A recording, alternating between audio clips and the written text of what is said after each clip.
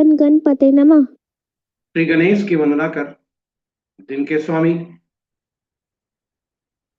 श्री गणेश बुद्धदेव तथा मां शारदे की आराधना कर, इष्ट देव का ध्यान धर, गुरुजनों को नमन कर अभिनंदन करते हैं आपका वरुणिष्ठ द्वारा प्रस्तुत आज के लघु पंचांग में। यह लघु पंचांग हम नित्य प्रस्तुत किया करते हैं और प्रतिदिन प्रस्तुत दैनिक पंचांग जो 5 भागों में हुआ करता है, उसके पहले भाग का यह लघु रूप है जो आपके ही सुझावों के अनुरूप है। इसमें डेटा जो भी प्रयुक्त होता है अतिरिक्त पंचांग से लिए जाते हैं, छवि तथा ध्वनि गूगल से ली जाती है और यह प्रस्तुति आप तक यूट्यूब के माध्यम से, यूट्यूब के सौजन्य से हम सफलपूर्वक आप तक पहुंचा पाने में समर्थ होते हैं। तो चलिए प्रस्तुति की तरफ चलते हैं और प्रस्तुति पर जाने के क्रम में श्री गणेश की मन ही मन स्तुति करते चलते हैं ताकि इस प्रस्तुति को आप तक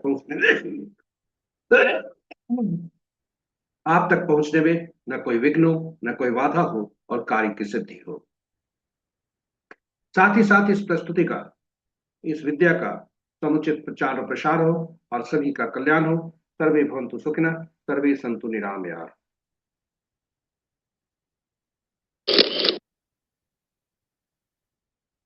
ओम श्री गणपते नमः। ओम बुद्धाय नमः। जय मां शारदे। पंचांग आम बोलचाल की भाषा में शुभ और अशुभ मुहूर्त जानने का माध्यम है, बिल्कुल सत्य है, किंतु पंचांग की महत्ता हमारे जीवन में काफी अधिक है।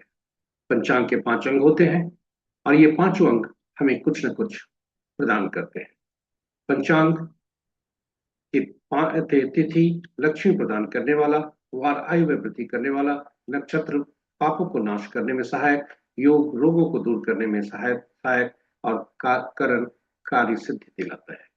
इसलिए प्रातः उठते ही इन पांचों अंगों को स्मरण करने की बात कही जाती है, जिसके लिए यह श्लोक काफी श्रेयस्कर होता है। तिथि च श्रीकरम प्रोक्तम, वारम आयुष्वर्धनम, नक्षत्रम हरति पापम, योगम रोग निवारणम, करणम कार्य सिद्धिम च, पंचांग फल उत्तमम। इसे जितनी बार स्मरण किया जाए उतने ही अच्छे होते हैं, कोई सीमा नहीं।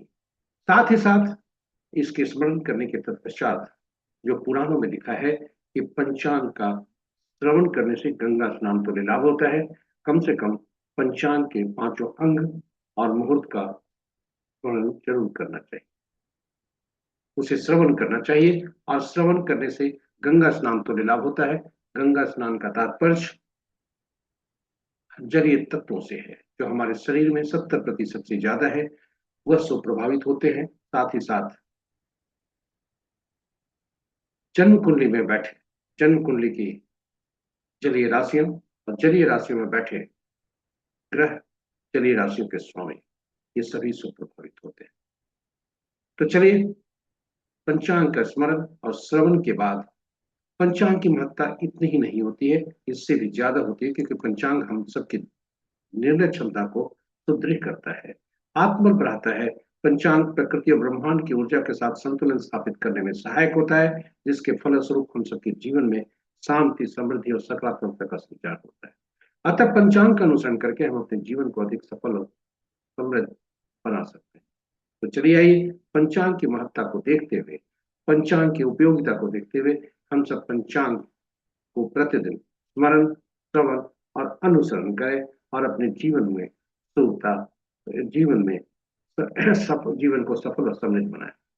साथ ही साथ साझा करें प्रस्तुति को अपने मित्रों, परिजनों तथा शुभेच्छुओं के संग, ताकि वे भी पंचांग का अनुसरण करके, पंचांग का प्रतिदिन स्मरण, श्रवण और अनुसरण करके अपने जीवन को में सफलता ला सके, जीवन में सुखता ला सके। चलिए हम चलते हैं पंचांग की तरफ। आज का दिनांक 8 अप्रैल 2026, माह वैशाख, पक्ष कृष्ण, शाका संवत 1947 पारा भाव, विक्रम संवत 2083 सिद्धार्थी और कलयुग का 5127। आज का सूर्योदय 5:34 पर, सूर्यास्त 6:09 पर। Sunrise at 5:34 AM and sunset at 6:09 PM। आज का दिशा शूल उत्तर है। फिर भी इस दिशा में यात्रा करने को बाध्यता हुई तो तिल या धनिया का सेवन करके यात्रा रस होता। पंचांग के पांचों अंग इस प्रकार: वार बुधवार, तिथि रात्रि के 7:01 तक खष्टी जो नंदा तिथि के अंतर्गत आता है, उसके बाद सप्तमी जो भद्रा तिथि के अंतर्गत आता है। नक्षत्र प्रातः 5:54 तक ज्येष्ठ, उसके बाद मूला। और आज का दिन का आरंभ ज्येष्ठा के चौथे पद से होता है, जो कि प्रातः 5:54 तक समाप्त होता है। उसके बाद आरंभ होता है मूला नक्षत्र का पहला भाग, और पहला पद जो कि अपराह्न 12:38 तक होता है। दूसरा पद रात्रि के 7:22 तक। तीसरा पद देर रात्रि 2:06 तक। और चौथा पद कल प्रातः सूर्योदय के बाद 8:48 तक। ये रहे नक्षत्रों के पद। योग अपराह्न 5:11 तक वरियान, तत्पश्चात परिग, और करण प्रातः 5:48 तक गर्भ, तत्पश्चात रात्रि के 7:01 तक वनिज, और फिर विष्टि। ये रहे पंचांग के पांचों अंक। महत्वपूर्ण मुहूर्त में जाने के पूर्व भगवत गीता का यह संदर्भित जो पद है, जो चर्चा है, वह थोड़ी उस पर थोड़ी चर्चा कर लेते हैं। हमारा अधिकार कर्म पर है, फल पर नहीं, यानी परिणाम हमारे हाथ में नहीं है। अतएव जिम्मेदारी के साथ कर्म करने के लिए सबसे अनुकूल मुहूर्त का चुनाव करना ही हमारी पहली सफलता है। जी हाँ, मुहूर्त, अनुकूल मुहूर्त का चुनाव करना ही हमारी पहली सफलता है, और मुहूर्त समय और कर्म का सटीक मिलन है। चलिए महत्वपूर्ण मुहूर्त में चलते हैं। शुभ मुहूर्त में सबसे प्रभावी अभिजीत मुहूर्त आज नहीं है। अमृतकाल देर रात्रि 1:38 से 3:25 तक।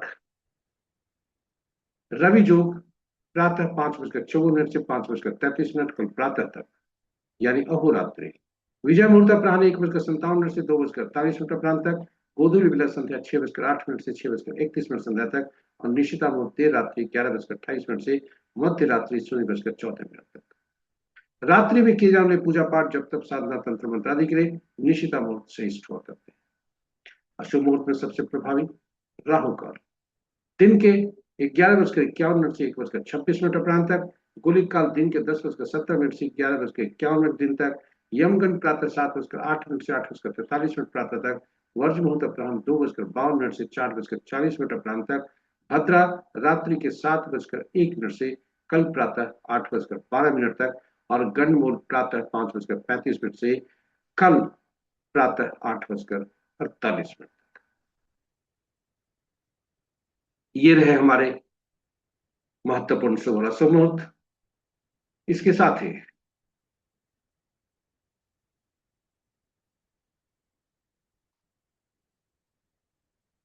ये प्रस्तुति यहाँ पर समाप्त होती है। आशा करते हैं पूरी प्रस्तुति आपके लिए लाभकर होगी और आपके लिए अनुकरणीय होगी। आप इसका स्मरण, पंचांग का प्रतिदिन स्मरण, श्रवण और अनुसरण करके मुहूर्तों का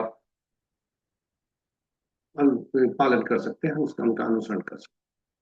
इसके साथ ही यदि इस प्रस्तुति का आप पहली बार देख रहे हैं तो हमारे चैनल को सब्सक्राइब करें, साथ ही साथ नोटिफिकेशन बटन को दबाना न भूलें, ताकि हमारे हर प्रस्तुति की सूचना आपको मिल सके और आप उससे लाभान्वित हो सके। और प्रस्तुति को देखने के क्रम में कोई सुझाव यदि आपके मन में आए हों तो उसे देर न करते हुए हमसे साझा करें यूट्यूब के कमेंट बॉक्स में कमेंट करके, ताकि हम इस प्रस्तुति को और बेहतर कर सकें। इसके साथ ही आज के दिवस के देवता बुद्धदेव, श्री गणेश तथा मां शारदे से प्रार्थना करते हैं कि उनकी असीम कृपा पर बनी रहे और आपका दिन सुख हो। जय बुद्धदेव, जय श्री गणेश, जय मां शारदे।